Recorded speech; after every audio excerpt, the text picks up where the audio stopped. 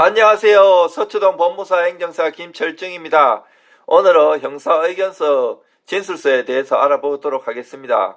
이것이 무엇이냐 하면 우리가 사기죄나 절도죄, 폭행죄, 횡령죄, 무고죄, 모욕죄, 명예훼손죄 이런 걸로 형사고소돼 가지고 검찰에서 종결을 하지 않고 법원에 기소를 한 경우에 법원에 첫 재판 되기 전에 용지가 옵니다. 형사의견서를 제출하라고.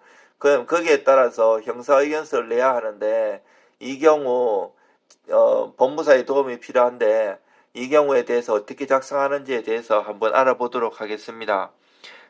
잘 써야지 재판의 첫 얼굴이기 때문에 잘 써야지 형이 감경될 수 있고 여러 가지 유리합니다. 여기에는 대충 써갖고 작성하면 안 되기 때문에 반드시 저같이 서초동에서 법무사 10년 이상하고 전문가의 도움을 받아서 작성하는 것이 좋습니다. 정식 기소가 되면 피고소인은 피고인으로 호칭이 변경됩니다. 그리고 검사가 제출한 공소장에는 피고인의 인적사항, 공소사실이 서술되어 있고 피고인에는 공소장과 함께 의견서라고 된 양식이 거주지로 오게 됩니다. 구속수사가 이루어졌다면 공소장과 의견서 제출 양식은 구속된 수감장소로 오게 됩니다. 경찰 조사 과정에서 충분한 소명을 하였는데도 공소 제기되고 다시 공소장이 오고 의견서를 써서 제출하라고 한다면 어디서 어떻게 써야 할지 막막할 것입니다. 의견서 안내에는 체크를 하거나 기술하여야 할 내용에 설명이 되어 있지만 혹여나 잘못 썼다가 불이익받을 수 있다는 생각이 들 수 있습니다. 법원에서 보내온 의견서에 여러 사유를 잘 정리하여 제출하면 별도로 탄원서나 반성문을 내는 것보다는 훨씬 피고인에게 도움이 될 수 있고 양형자료로 활용하는 주요한 자료가 됩니다. 의견서 작성에 대해서는 사건마다 특성이 있기 때문에 사건에 대해 정확한 파악과 내용을 듣고 작성해야 하겠습니다.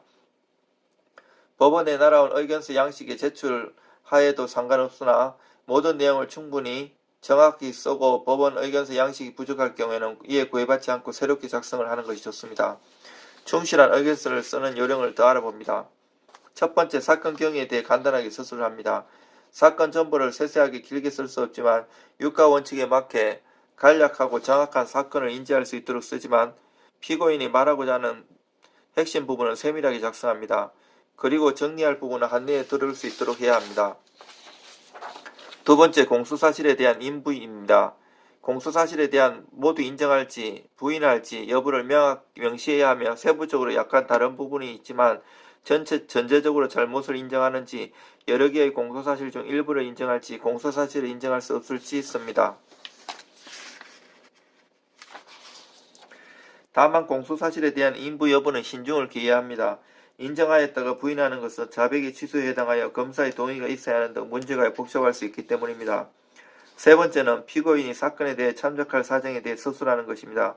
사건의 정도, 피고인과 피해자의 관계, 우발적 사건이라는 점, 진지한 반성을 하고 있다는 점, 합의가 있었다는 점 등을 작성합니다. 특히 합의 과정이나 노력의 정도를 잘 써야 하는데 피고인이 잘못을 뉘우치고 피해 복구를 위해 최선을 다하는 모습을 보여줘 양형 판단의 자료로 활용될 수 있습니다. 네 번째, 양형에 관한 의견을 써야 하는데 이는 법률적인 문제이기에 저와 상의하시고 충분히 쓸 수 있도록 합니다. 피고인이 자라난 생활 환경과 성장 과정, 범행 동기를 모두 적습니다. 공소사실을 인정한 다음에 의견서에는 재범 방지 판단의 자료로 이와 같은 죄를 범하지 않을 것이라고 보이는 점, 반복해서 범행을 저질하지 않을 것이라는 점을 확신을 심어주는 것이 좋습니다. 의견서는 법원에 대하여 처음 제출하는 첫인상을 좌우하는 서류이기 때문에 법원이 최대한 자신의 의견을 필요할 수 있어야 합니다. 되도록이면 전문가와 상의하시고 출발을 잘해야 효율적이고 대응이 가능하고 법정을 낮추는 원하는 결과를 도출할 수 있습니다. 이수창 서초동 법무사 김철중이었습니다. 도움 많이 받으세요.